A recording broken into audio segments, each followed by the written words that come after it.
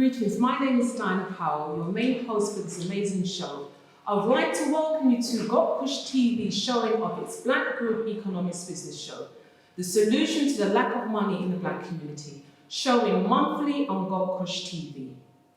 The aim of this show is to make group economics a popular culture practice within the Black community, to make Black people more conscious of how we spend our money, and to teach group economics in its simplest form. To support us with this conversation, let's introduce our co-hosts. Charmaine Simpson, co-founder of the Black History Studies and Black Market and Film Festival.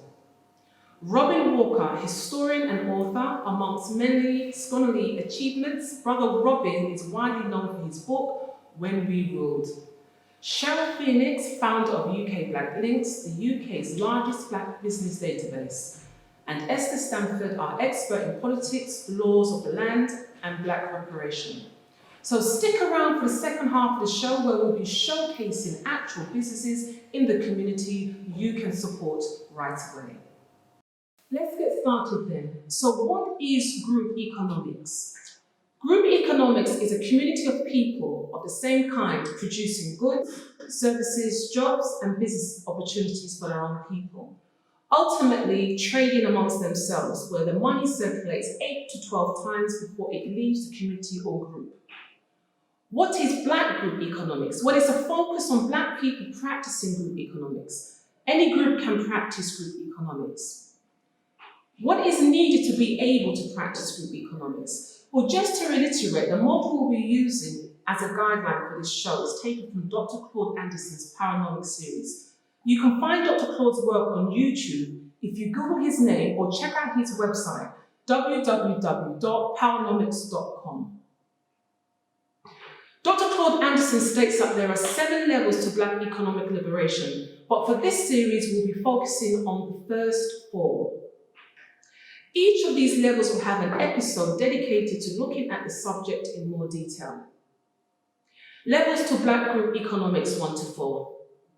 1. There must be a Black community or group that are producing goods, services, jobs, business opportunities for their own people. 2. There must be a code of conduct. That code must be, money must be spent within a Black-owned business unless you have no alternative but to do otherwise.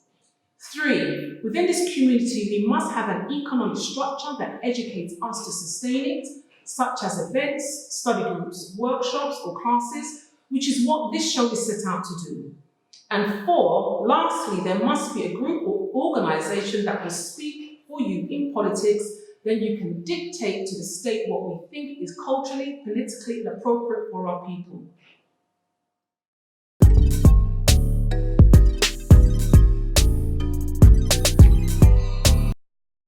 Greetings, Robin. Why is the group in group economics important? There are certain things that groups can achieve that individuals can't. When we look at groups, they can build communities as opposed to neighborhoods. Neighborhoods is where people sleep. That's not where they work. Whereas communities is where the businesses are there, people work there. People provide work for each other's children there. And that's very, very important. If we look at London, you can see that Asians in Southall have established a community. Arabs in Paddington have established a community. The Chinese in Soho have established a community. The Kurds in Green Lanes have established a community. And we're still asking the question, whereabouts in London have the Black community established a proper community? And with that in mind then, have you noticed any trends in how we function as a group compared to when we don't? I think if we were to plot a trend, I think what's happened with many of our younger people, a lot of our younger people really do feel British, because when we were growing up, you hardly saw Black people on TV. Now we're part of the mainstream, so people feel British, and that feeling British lasts right up until a young person gets to about 21 and they're trying to find work. And then when the discrimination kicks in, then they realize that they've been fooled up to this point. So I think a lot of our younger people are not trying to build something of their own until the 21 and it kicks in. But I'm not blaming them, because the truth is our generation should have left an infrastructure for them to walk into. We should have left business and property for them to walk into. And the truth is our generation failed to do that. But could you give us an example when we did practice group economics, and was it successful? I think the best example is what they called the Black Wall Street. It was also called Little Africa. It was also called the Negro Wall Street. And this is where African Americans in a city called Tulsa in Oklahoma, between 1895 and 1921, established a massive business district, which included, amongst other things, 30 restaurants, 5 hotels. They had builders, they had contractors, they had insurance companies, they had a mega church, they had the most impressive nightlife. They had theaters, one that could host 700 patrons at a time. You had 3 black millionaires back then, and I'm talking 1921 money millionaires, which of course dwarfs money today. And those 3 black millionaires, some of them own their own planes. How many black people today can say we've done that? They had 2 schools, they had newspapers, they had oil magnates. And not only did they have these things, it was a standard thing in black homes that they had grand homes with a grand piano. One TV program described it as a black Beverly Hills. And that's how essentially we were stepping right up until 1921 in Tulsa, Oklahoma. I mean, what's interesting about this case study, and I think you mention it in your book, The Rise and Fall of Black Wall Street, is that we started to practice group economics because of the pressures of racism and segregation during that period. I think that's right. And I think that's one of it shouldn't be a situation where our backs have to be against the wall to practice group economics. It should be something that we do naturally as an ordinary part of our culture. All right, thank you for that, Robin. Thank you.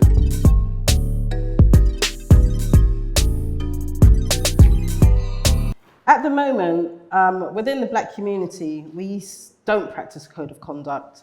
The most recent statistics, which were done some time ago, actually show that we spend a vast amount of money, but less than 2% of that is spent within the black community.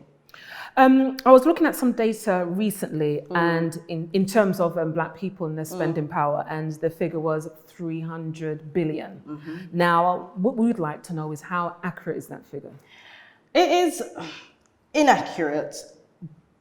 It's difficult to say because 300 billion, out of that, what they also include is the Asian business community as well, and then those that are non-white, so to speak. The last study that was done that I know of, official study, was back in 2005, where a lot of those stats were. But again, it was based on BME rather than Black, African and Caribbean, because you have to remember as well, we have a lot of people in the Asian community who may have been born in Kenya, who actually say that they're African. So it's very, very hard sometimes to differentiate between those Africans and those that just happen to be born on the continent of Africa. We know that your company was commissioned to do the survey. That's right.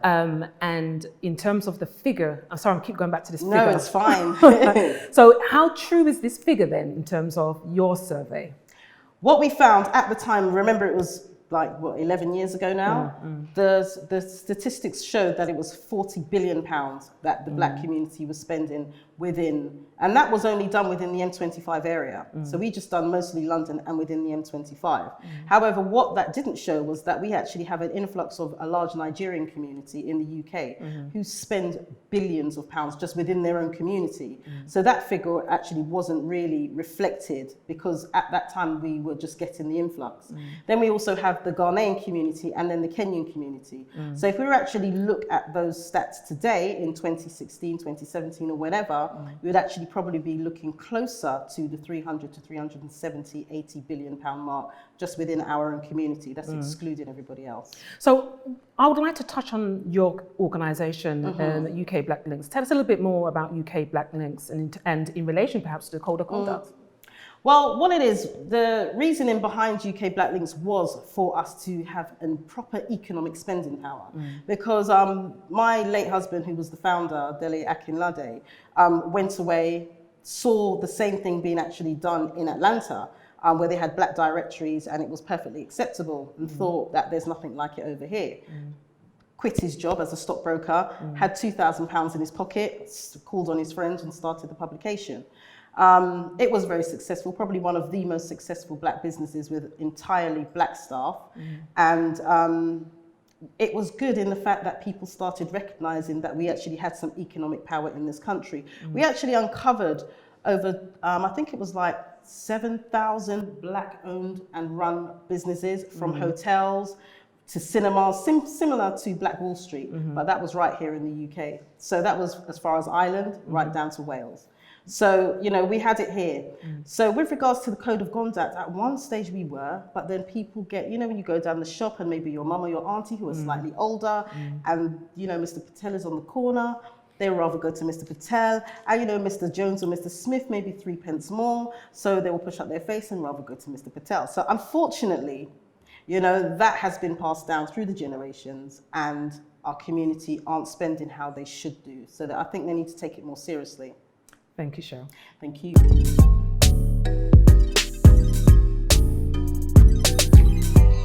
Greetings, Sister Charmaine. Greetings. So touching on level 3 on the Black Group Economic 4 Steps, which is sustainability.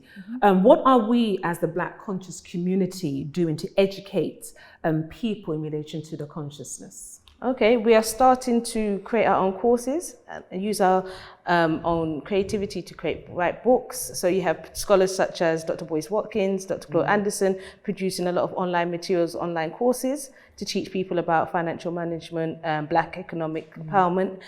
We have filmmakers producing independent films to reach out to the masses that may not want to come and do a course. They may watch a film. So you have 7 a.m., Generation 1, Search for Black Wealth. You have Hidden Colours 2, which touches on Black economic empowerment. And you have the Black Friday documentary.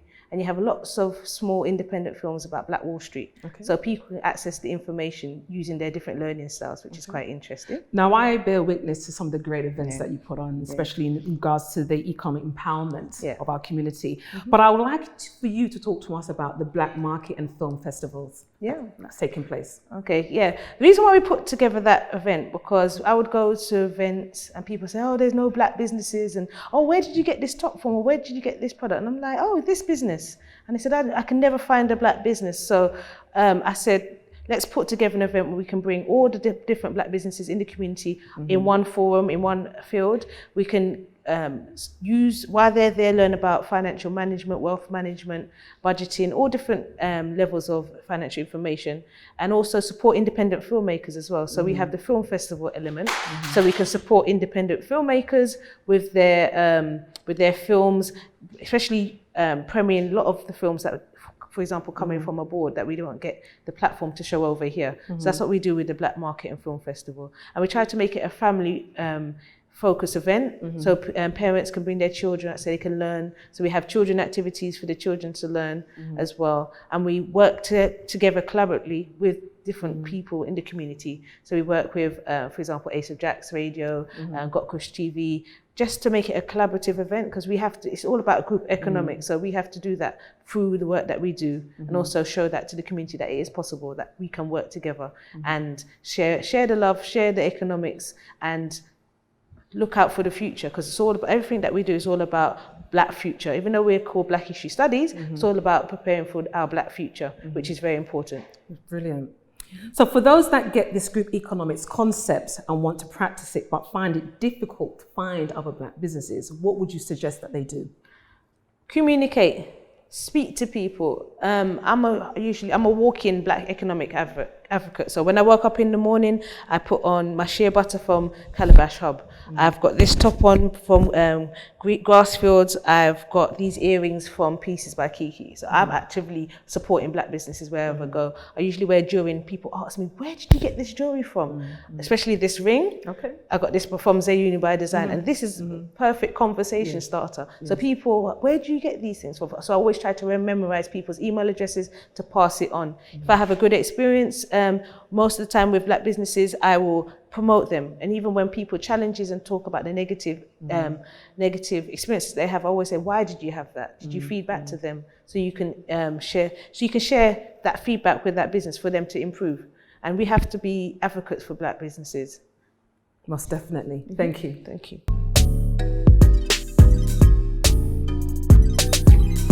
We have a last-minute surprise guest added to this amazing show. Welcome, Esther Stanford. Greetings. How are you today? I'm good, thank you. That's brilliant. How important is it in the Black liberation movement to be represented in politics and to know the laws of the land? Okay, well, first of all, we have to look at what is Black liberation. Essentially, Black liberation is about us as a people delinking from the oppressive systems and structures that have been holding us down and denying us access to our resources. And in particular, these structures that have been imposed by the global system of white supremacy. It's also then about us not just delinking from these structures, but building alternatives, building an alternative system, including an economic system, building alternative structures and institutions by which we can empower ourselves and collectively organize to harness our resources to meet our own collective needs. So, in that sense, you cannot have Black liberation outside of politics. And when I talk about politics, I'm talking about the process through which we harness and operate our own Black power, the process through which we actually produce, use and distribute our resources, not only our human resources, our material resources, but also the natural resources. So it's essentially how we govern ourselves and how we govern our lives. And so the two are integrally connected, I should say. Now, in terms of the law, there's a connection there too. And we cannot do any of this outside of knowing law, understanding law, making law and shaping law. So it's not just about us knowing the laws of the land. That is important, but it's not the most important. What's most important is that in repairing ourselves, that we re-establish codes of conduct in governing ourselves. So we establish law so that we're not just consumers of other people's impositions on us, that we actually shape and make law in our own best interest. That being said, we have to also understand what laws are existing, to know how we can use them to liberate ourselves and to emancipate ourselves as a group, socially, politically, and economically. And there are some laws that come to mind when I think about group economics in particular. So laws around how we develop legal structures that really are about how we govern the structures that we're building and the enterprises that we're building in terms of cooperative economics as well.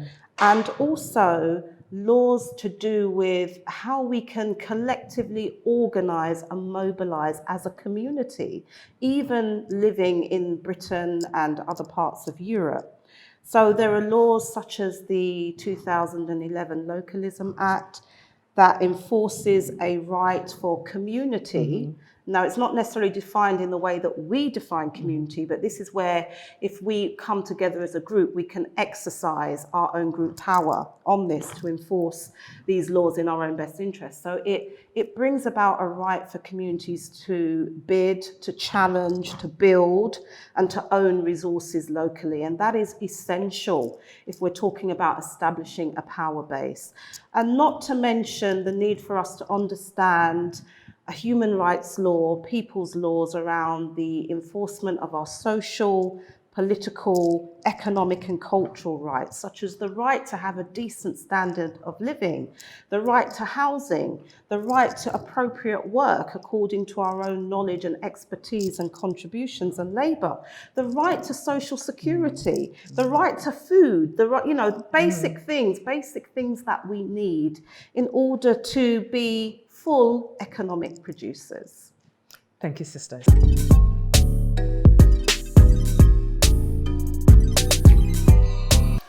Greetings. I would like to welcome Cerebral Hyper of Balancing Beads on the Black Group Economic Show. Welcome, my brother. Greetings, sister. Tell me a little bit about your company. What is your company's product? Well, Balancing Beads is a concept I came up with myself back in 2010. Being that we're of the earth and wood is the conductor and we have electricity flowing through us, we need to be balanced and grounded at all times. So the beads balance your electromagnetic field in your body, basically. Okay. And in terms of your journey so far, in terms of developing your idea in the business, what has it been like so far for you? It's been joyful. It's been a joyful journey. Enhancing my clients, customers, helping them in life. It's also helped myself. Yeah, growing. Okay. Growing. Okay, that's brilliant to hear.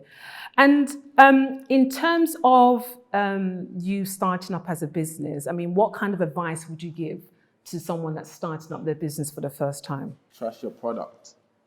Trust yourself. Know your product. Yeah, have faith. Yeah. Okay. You must adapt the philosophy of the snail. Have patience and perseverance. And in terms of, I see you have a range of items here. I mean, what are the reviews been so far and the feedback in terms of your beads from some of your customers? And what would you consider some of your best sellers here? Well, as for feedback, the product speaks for itself. The customers love it. As for best sales, I would say it would be amethyst. Which one is amethyst? Amethyst is the purple crystal here. The word amethyst actually means to ward off drunkenness. So that doesn't mean drunkenness of alcohol. It could mean drunkenness of work, drunkenness of shopping, drunkenness in general, drunkenness of overeating. So it aids to counsel out that energy there. Okay. Yeah, it also deals with protection, divine connection, first eye, which some known as the third eye, activation. Yeah.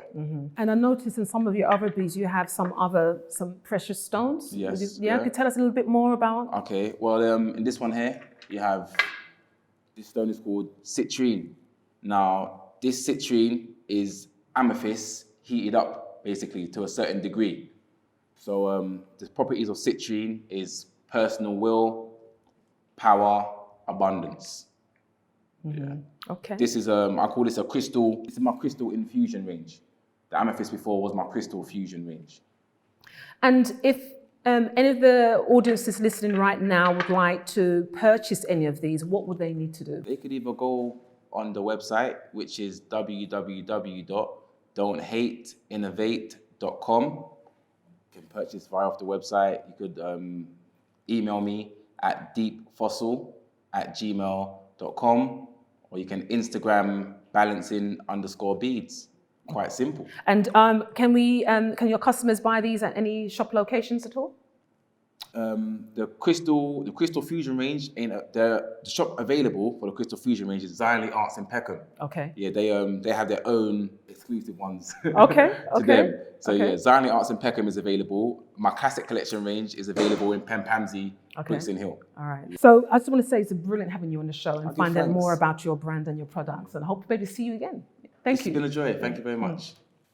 Welcome, Marley Morris from Back to Black Empire to the Black Group Economics Show. Thank you very much. Would you like to tell us about your products and service, please? Yeah, absolutely. Back to Black Empire has been a brainchild of myself and my wife. We wanted to have something designed for us and by us.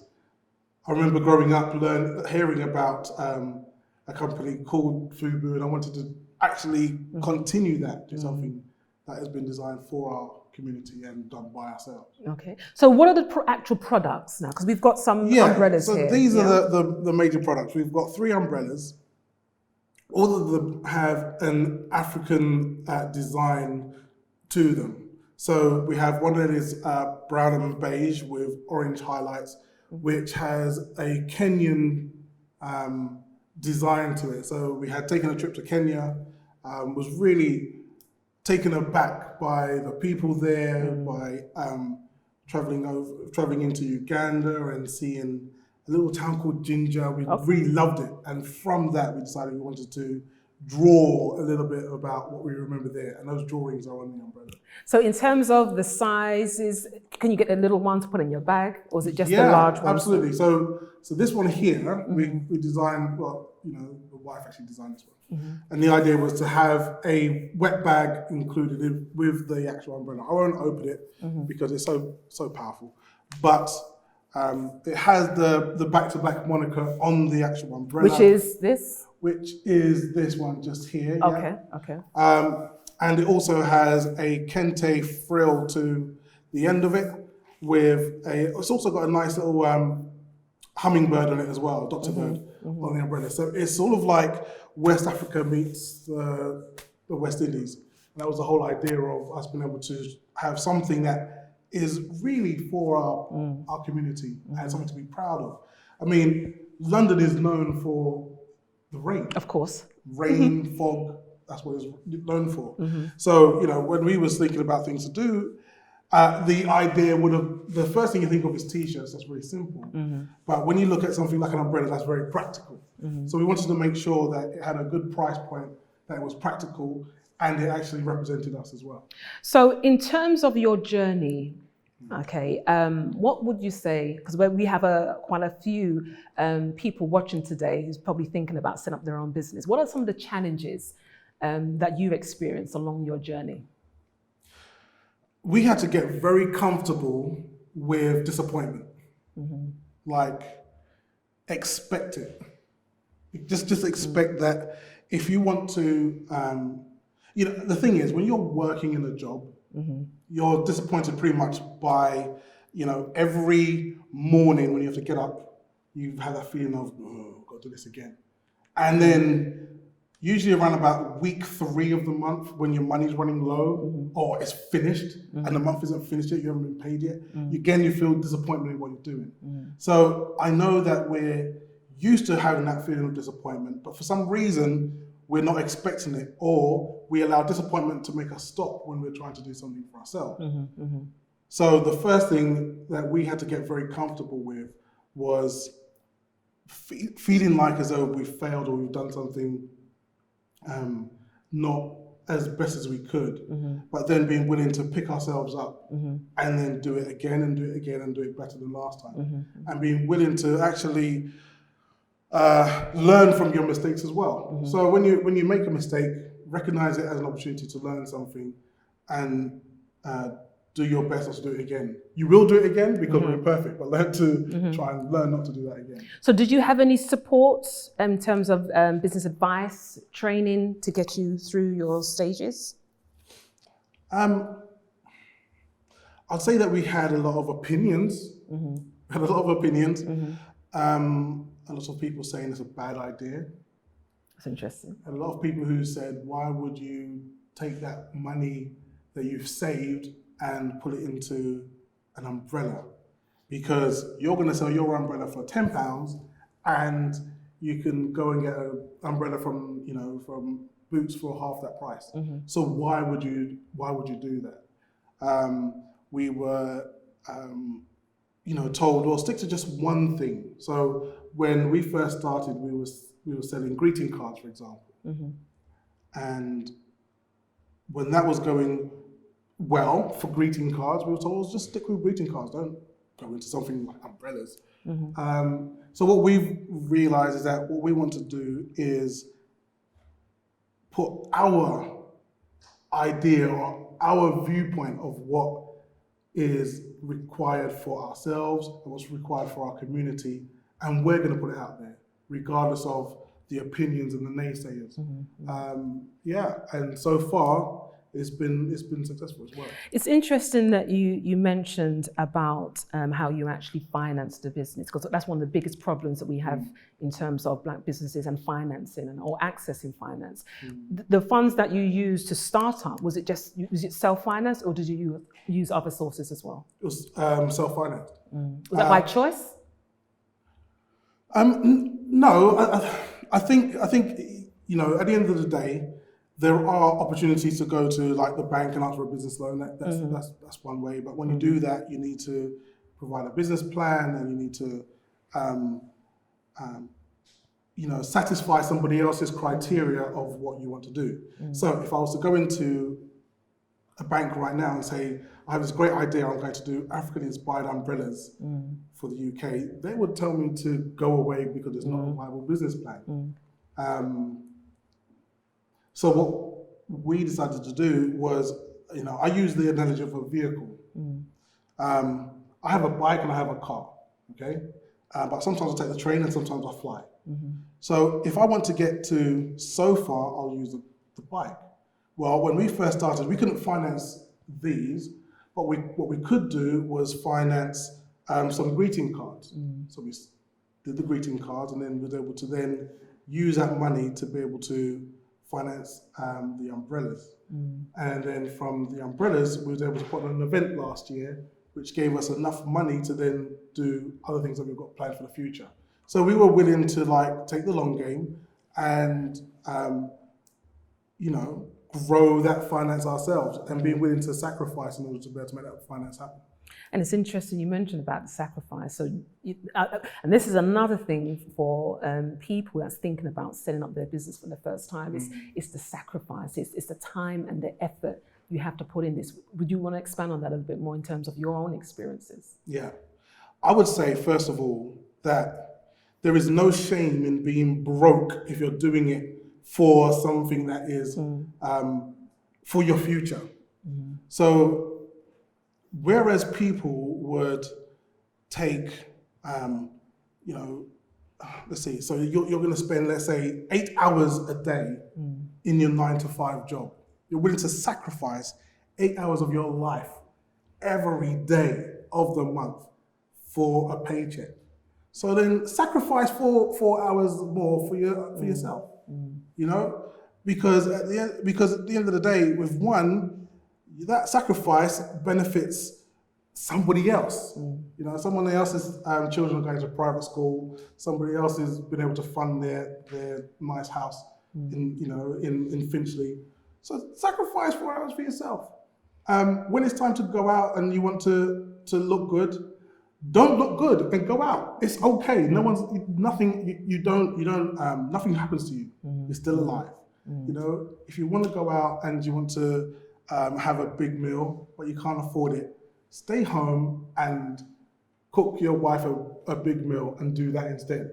Because at the end of the day, when you're looking back and saying, well, there is a shop in this part of London and that part of London, or in Boston or in New York, selling these items that we drew in our house. Like, we used to have these meetings. We had to have our business meeting on Sunday morning. So it was always in bed, right? It was always with a cup of tea and toast. And we would draw the pictures of the umbrellas. And I've still got this design here on this umbrella. Okay. As on a big piece of paper that I drew out, just myself. It's so much more rewarding to sacrifice in order to be able to look back and have that as something that you've actually accomplished. So, yeah. And even in that reflection, would you change anything along your journey if you could? I mean, there's things that you could look back and go, well, we could have saved here, we could have done something differently there. But I've just taken those and said, right, on the next thing, I won't fall into that trap again. So there are always going to be things you're going to look back and say, I did something incorrectly, but do not regret those things, because if you didn't have those things, you would have got to where you are and you wouldn't have the wisdom that you now have. So take the bad with the good. It's all good in the end. Looking forward, yes. Where do you see yourself 5 to 10 years' time? Oh, I can answer that. it's either a cashew tree or it's going to be a lime or lemon tree. But it's on some land in an area called Sanyang in Gambia. Okay. One of the things that we did when we had our event is that I put down some money on a plot of land. And so now what we're doing is talking to an architect to be able to start figuring out how it's going to work. But I've already seen my space where I'm going to put my chair and sit under my cashew tree and do that. And that's exactly where I intend to be in 5 years' time. I've already told my children, don't expect Dennis to be around that much. I'll be here half of the year because the other half of the year I'll be under my tree. You can find me there. I love to work into the future.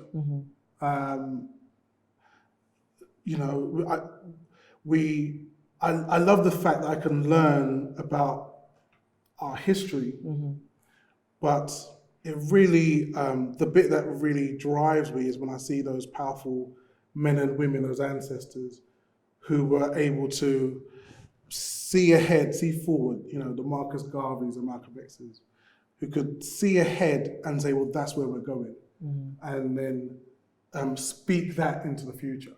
So what I do in my day-to-day is that I speak my future, and that will happen. So even in this interview, I could have given you a very sort of business level answer, like, oh, well, you know, we'll have 20 more umbrellas, blah, blah, blah. I'm going to use that opportunity to speak my future because it has to happen. So that's what I say. One more question. So for the purpose of our viewers, what would be some advice that you would like to pass on to them if they're looking to start their business for the first time? I would say, you know, give yourself some goals, and then put a by when on each goal. Okay. So if, for example, you say that the first thing that I'm going to start, let's say I'm going to start a mini cab company, right? So if you're going to start a mini cab company, the first thing you need to do is say, right, well, I'm going to find me a premises from which I'm going to run that business. Then say by when you're going to do it. Because if you don't say by when, you end up waiting a year, things get in the way, and things will happen. That's just what life is about. And do the by when, they're the most important. Talk to people about what you want to do. Because one of the, you know, as humans, we don't like failure. We don't like things to go wrong. And I found personally that because I don't want to go wrong, I tell people what I'm going to do, and then they'll say to me, hey, Marley, what happened to that thing you was talking about? Now I feel embarrassed I haven't done it. So just for the sake of not being embarrassed, I will do the thing. So tell people about what you're going to do. That's the first thing. Put a time limit, a by when and when you're going to do it. And then, you know, call on every piece of energy that you have. Remember your history, remember your pedigree, you know, call up those ancestors, those people, whoever it is, whether you have to like call on Nanny Maroon or call on, you know, Washington Carver, and just say, I need you right now. And then use that strength to then propel you into the future to make your business happen. That's beautiful. Yeah. Marley Morris, so how can our viewers purchase these umbrellas? From where? Yeah, so first place you can go on to is backtoblackempire.com. You'll find the umbrellas there. If you're in London, you can also find it there in Brixton. We're in Brixton, just on Atlantic Road. You'll find it also in Pempamsey on Brixton Hill. You can find us in East London at the Mama Africa Culture Shop, or you can go to West London at the Wellness Centre. So there's a few places in London that you can find us, but everybody else, just come online. I would be happy to post one out to you. Marley Morris, thank you. You're an inspiration, for coming on our show. Thank you very much. Pleasure. Thank you. Welcome, Ida, from Mother and Diaspora Yes, thank to you. the Black Group Economics Show. Could you tell us a bit about your brand, please? Okay, so my brand is it's contemporary African inspired art. So I kind of dabble in all sorts of things. Like I have my graphic design, I have my more physical string art design, and I also have t-shirt designs. And you have one on right now? And I have I have Okay. my t-shirt on right now, which is inspired by Malcolm X. This is by enemies necessary quote. And what is the inspiration behind the range of ideas? What triggered you to decide to design this? Well, what triggered me was I was working at a school and it was GCSE time and I was invigilating the exams. So it's very boring having to sit there just watching people do exams. So I just sat there and I was just drawing, I was doodling, and I came up with all kinds of ideas. And that's what triggered all this, basically. I started off with my graphic designs. I think my first piece was this one, Janelle Monáe's piece. And so from then on, I basically continued and then I found out about different kinds of art. So that's how the string art came about and also the t-shirt designs. And are you thinking about expanding your range, perhaps? Yes, so I've tested out phone cases, which is another thing. Badges, Show that? yes. Show that? Yeah. Phone case, badges. I've got ideas for other t-shirts and like bags and things like that too. And I mean, for example, in terms of this piece here, what inspired this particular piece? Well, this piece is a string art of Swaziland. So what happened was I had created a few others of different countries. I think it was a Kenyan one that I had as well. And someone reached out to me on Instagram and she said that she's from Swaziland, but she's currently living in the USA and she wants something to kind of connect her back to her home country. So with this one, it is basically Africa and then a heart around the country and also the flag behind it. Okay, so eventually, well, then, actually, I make an assumption. Are you making sales on the continent, first of all? If not, is that some of your aspirations as well? So my sales are mainly people who are from the continent but have moved to Western countries. Okay. So yes, I do want to connect back home, but right now it's people who kind of want to connect themselves back with their home country. Okay.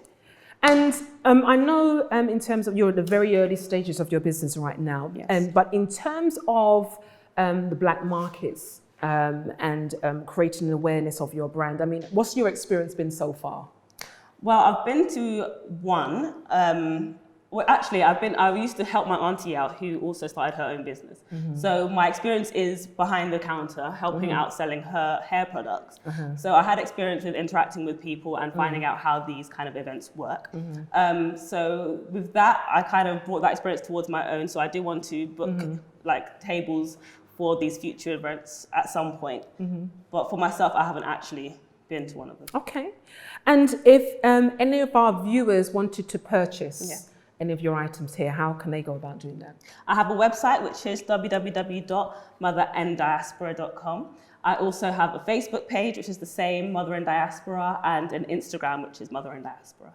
And I would just like to say, as a young person, it's always an inspiration to see young people taking that leap of faith and really kind of showing the rest of us that, you know, you can do it at any age. Yeah, so that's brilliant.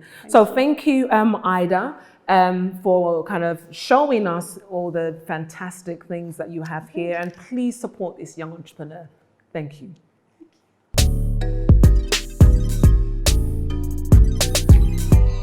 What should Black people be doing as an immediate call to action? 1, educate yourself about group economics by researching Dr. Claude Anderson, as we feel he breaks down the subject in the simplest form.